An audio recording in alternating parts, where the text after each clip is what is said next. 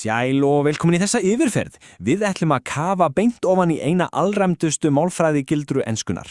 Það fátt sem þvælist meira fyrir fólki en þegar sömu orðin virðast þýða gjörólíka hluti, ekki satt.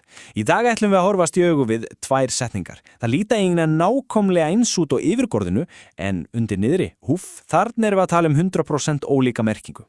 Við höfum sennilega öll fundið fyrir þessara gremju. Maður kannski að lesa eða tala, rekur sig á þessa tvífara og bara híkar. Það hrikalega pirrandi þegar tungumáli tekur upp á því að nota sömu byggingareiningarnar fyrir tvö algjörlega aðskilin atriði. En vindum okkur bara beint í þetta og skoðum hvernig við getum leyst þessa fækju í eitt skipti fyrir öll. Skoðum aðeins þessa tvo sökudólga. Við erum hérna með þá hlið við hlið. Vinstra megin höfum við þann fyrri, used to, algjörlega eitt og sér.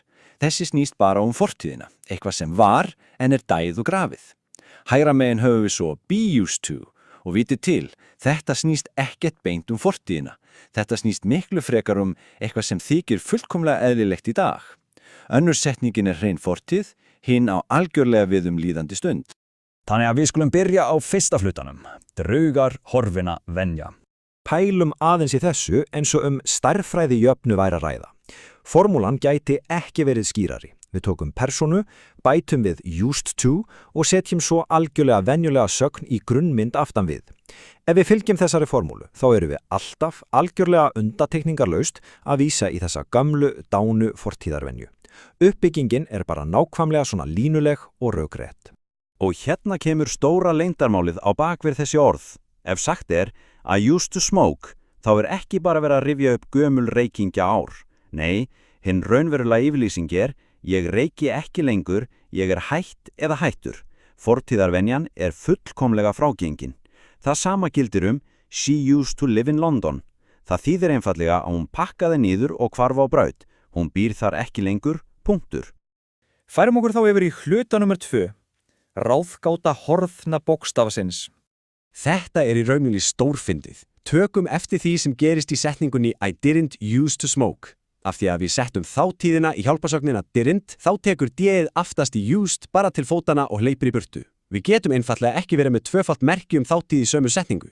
Þetta mjög skemmtilegar myndlíking til að hjálpa manni að muna þessa furðulegu stafsetningareglu að eilífu, d-ið flýr einfallega af hólmi.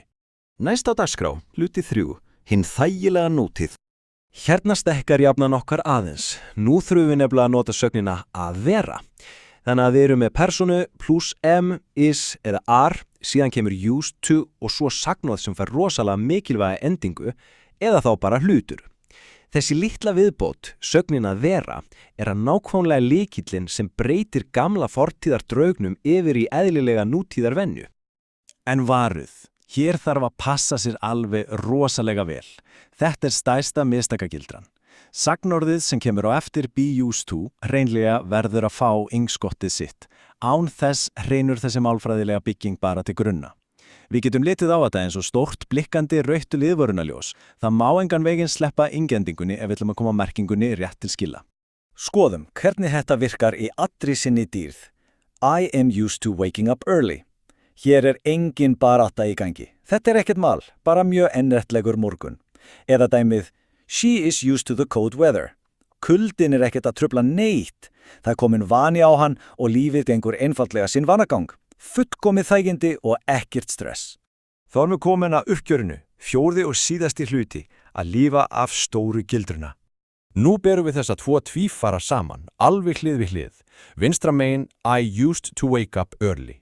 Þetta var mikil barátta í gamla daga, en núna tekur svefnin við og alltaf vaknað seint. Því tímabili algjörlega lokið.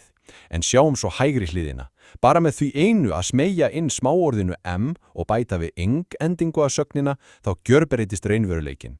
I am used to waking up early, þýðir að það að rífa sig fram úr á morgnana orðið að leik einum. Frá erfiðri fortíð yfir í dæglegt brauð. Munurinn algjörlega sláandi. Þannig að til að draga þetta allt saman í lokin, pælum aðeins í þessu eitt andartak.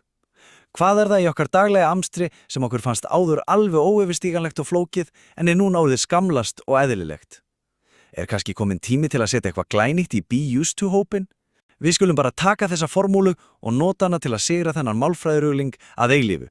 Takk kærlega fyrir að vera með í þessari yfirferð. Takk fyrir að horfa. Haltu áfram að læra með Slowingo.